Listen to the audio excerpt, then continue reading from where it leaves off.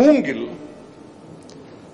மூங்கிலை வேலியாக உடைய வேர்க்கோட் பலா நிறைந்த சாரல் நாட்டை சார்ந்தவன் தலைவன்.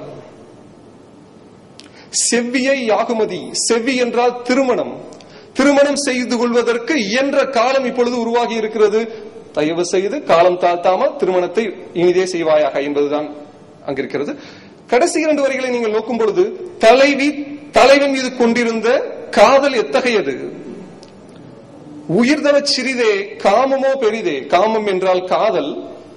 உயிர் சிறியது, ஆனால் அவள் உன் மீது கொண்டிருக்கும் காதல் பெரியது. அதற்கு ஒரு உவமையுடன் விளக்குகிறார் பாருங்கள். சிறுகோட்டு பெரும்பலம் தூங்கியாங்கு. பெரும்பாலானவர்கள் பலாப்பழம் பார்த்திருக்கலாம், இல்லை என்றால் என்னுடைய பிற்பகுதியில் அது பற்றிய விளக்கம் தெளிவாக கொடுக்கப்படும். பலாப்பழத்தை தாங்கி இருக்கக்கூடியது ஒரு சிறு காம்பு. அவ்வளவு பெரிய பலாப்பழத்தை தாங்கி இருப்பது சிறு காம்பு. அந்த பலாப்பழம் தோழியின் காதல், தலைவியின் காதல், அங்கே இருக்கக்கூடிய அந்த காம்பானது அவளது உயிர் போன்றது என்பதை பாடலில் மிகவும் தெளிவாக கபிலர் ஏற்றிருக்கிறார். இதை எப்படி காண்பிக்கலாம், காட்சிப்படுத்தலாம்? குறிஞ்சித்திணை. முதலில் மாணவனுக்கு குறிஞ்சித்திணை. மலையும் மலை சார்ந்த இடமும் வார்த்தை ஜாலத்தால் மட்டும் சொல்லிக் கொண்டு போனால் மாணவன் கருத்தில் புரிவது சற்று கடினமே. ஆகையால் இப்படி காட்சிப்படுத்தும் பொழுது அவருக்கு கவனம் சிதறுவது குறையும், மனதில் எளிதில் பதியும். குறிஞ்சித்திணை இங்கு காட்சிப்படுத்தப்பட்டுள்ளது. வேரல் மூங்கில்.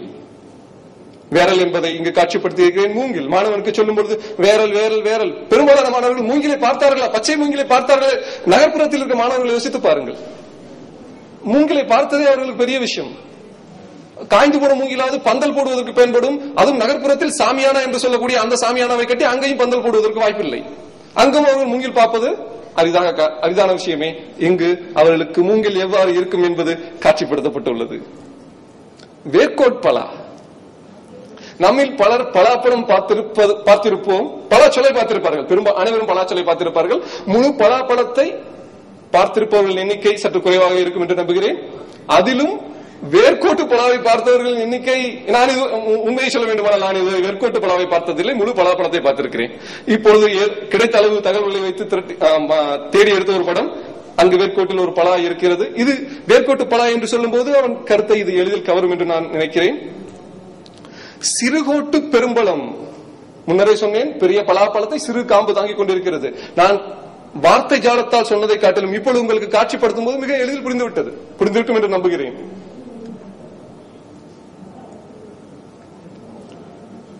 இந்த பாடலை ஒரு தமிழ் ஆசிரியர் வகுப்பறையில் தாள லயத்துடனும் ராகத்துடனும் பாடினால் மாணவனுக்கு இன்னும் எளிதில் புரியும் என்பதை ஒரு செயல்முறையில் விளக்கி இருக்கிறேன்.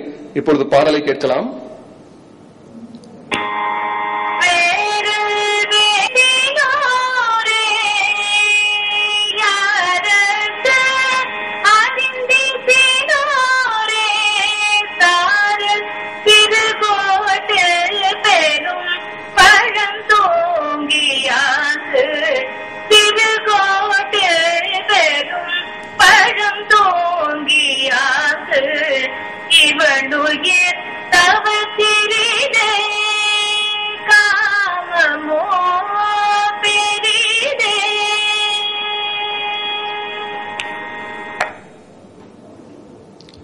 இப்படி ஒரு ஆசிரியர் எல்லா ஆசிரியர்களாலும் இனிமையாக பாட முடியுமா என்பது சற்று கேள்விக்குரிய விஷயமே. இது போன்று தரவிறக்கம் செய்து மாணவர்களுக்கு வெளிப்படுத்தும் பொழுது அவர்களுக்கு இந்த பாடல் மனதில் மிகவும் எளிதாகவும் பதியும். அடுத்தபடியாக நான் மேற்சொன்ன அனைத்து காட்சிகளும் ஒன்று திரட்டி ஒரே படமாக காட்சிப்படுத்தி இருக்கிறேன். அதை இப்பொழுது பார்க்கலாம். முதலில் சொன்னது போல தலைவன் தோழி தலைவனிடம் வராய்வு கடாயது. பின்புலத்தில் சாரல் நாட, மலைநாட்டை சார்ந்த தலைவன். பின்பகுதியில் மலை இருக்கிறது, பலாமரம், வேர்க்கோட்டு பலாவும் இருக்கிறது. அங்கே உயிர்தவ சிறிது காமமோ பெரிது, சிறுகோட்டு பெரும்பலம் தூங்கிய அங்கு தலைவியின் படம் அங்கு காட்டப்பட்டுள்ளது. அந்த மரத்தை சுற்றி மூங்கில் வேலி பாதுகாப்பாக போடப்பட்டிருக்கிறது. தலைவன் தலைவிக்கு பாதுகாப்பாக, கல்யாணம் திருமணம் என்ற ஒரு பாதுகாப்பாக அமைய வேண்டும் என்பதை அந்த பாடல் விளக்குவதை இங்கு காட்சிப்படுத்தி இருக்கிறேன். நான் மேற்சொன்ன அனைத்து கருத்துக்களும் இந்த ஒரு காட்சியில் உங்களுக்கு தெளிவாகி இருக்கும் என்று நான் கருதுகிறேன். இப்பொழுது இந்த காட்சியுடன் பாடலையும் சேர்த்து கேட்கலாம்.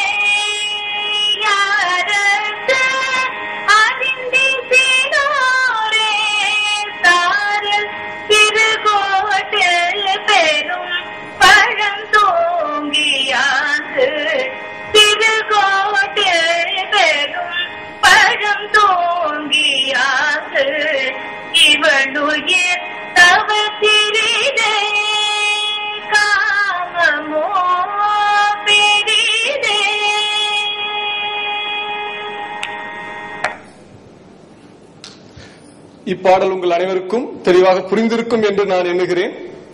காட்சிப்படுத்தியதில் ஏதேனும் பிழைகள் இருந்தால் தயவு கூர்ந்து மன்னிக்கவும். என்னால் முடிந்த அளவிற்கு இதை நான் மேற்கொண்டிருக்கிறேன். இறுதியாக எனது பரிந்துரைகள், எனது ஆய்வின் முடிவாக பரிந்துரைகள். ஆசிரியர் பயிற்சி, டீச்சர் ட்ரைனிங் என்று சொல்லக்கூடிய அந்த வகுப்புகளில் முதலில் கணினி கற்பித்தலை கட்டாயமாக்கப்பட வேண்டும். ஏனென்றால் அந்த ஆசிரியர்கள் தான் அந்த மாணவர்கள் தான் பிற்காலத்தில் ஆசிரியராக போகின்றவர்கள். அந்த மாணவர்களுக்கு கணினி அறிவு புகட்டப்படுமேயானால் பிற்காலத்தில் அவர்கள் வகுப்பறையில் கணினி தொழில்நுட்பத்தை பயன்படுத்துவது என்பது சாத்தியமான ஒன்றாக அமையும். இரண்டாவதாக, ஏற்கனவே பணியில் இருக்கக்கூடிய ஆசிரியர்கள் என்ன செய்வது? புதிய ஆசிரியர்களுக்கு சரி, இனிமேல் கற்றுக் கொடுத்து விடலாம். ஏற்கனவே பணியில் இருக்கக்கூடிய ஆசிரியர்களுக்கு என்ன செய்வது? அவர்களுக்கு ரெஃப்ரெஷர் கோர்ஸ் என்று சொல்லக்கூடிய புத்தாக்க பயிற்சி அளிக்கப்படுகிறது. அந்த புத்தாக்க பயிற்சியின் போது போதுமான அளவு அடிப்படை கணினி அறிவு கொடுக்கலாம். மூன்றாவதாக, உள்கட்டமைப்பு வசதியை பெருக்குதல். பள்ளிகளில் கணினி, இணையதள வசதி, பல்லூடக ஆய்வகம் போன்ற வசதிகளை அரசாங்கம் ஏற்படுத்திக் கொள்ள முயற்சிக்கலாம். இறுதியாக, புதிய மென்பொருட்கள் உருவாக்குதல். உத்தமம், இன்ஃபிட் என்று சொல்லக்கூடிய உத்தமம் போன்ற தன்னார்வ நிறுவனங்கள் மற்றும் தன்னார்வ நிறுவனங்களுடன் இணைந்து தமிழக அரசு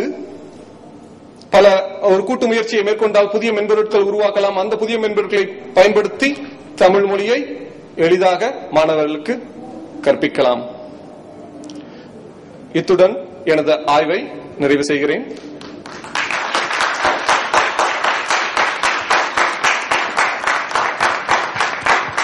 மிகச்சிறந்த புதுமையான முயற்சி. எல்லோருக்கும் சங்க தமிழை கற்க வேண்டும் என்ற ஆவலை ஏற்படுத்தியுள்ளீர்கள். நன்றி. உங்க கள ஆய்வும் பல புதிய கருத்துக்களை வெளிக்கொண்டு வந்துள்ளது. பல விஷயங்கள் பலருக்கு தெரிந்தாலும் ஒருமுகப்படுத்தி கூறியிருக்கிறீர்கள். மிகவும் நன்றி. அவையில் எது கேள்வி இருந்தாக்கா நீங்க கேட்கலாம். ஐயா, முதலில் இவரை மனமாற பாராட்டியாக வேண்டும். ஒரு ஆங்கிலத்துறையில் வேலை செய்து கொண்டிருக்கும் ஆசிரியர் ஒரு வார்த்தை கூட ஆங்கிலத்தில் பேசாமல் அனைத்தும் தமிழிலேயே பேசி நிறைய மகிழ்ந்து விட்டார். அது மட்டுமல்ல, இவர் கூறிய ஒரு கருத்து, அதாவது நேரம் போதவில்லை, எங்களால் சிலபஸ் முடிக்கவில்லை என்று சொல்லி தமிழாசிரியரிடமிருந்து நேரத்தை தாங்கள் வாங்கிக் கொள்வது என்று சொன்னீர்கள். இது நேரம் கருதி மட்டுமல்ல, இன்றைய கல்வி எப்படி மாறிவிட்டது என்றால் மதிப்பெண் அடிப்படையில் மட்டுமே கல்வியை பார்க்கிறார்கள். இவ்வளவு மதிப்பெண் வாங்கியிருக்க வேண்டும் என்பதன் அடிப்படையில் மட்டுமே கல்வியை பார்க்கிறார்கள். எந்த ஒரு சிந்தனை வேண்டும், இந்த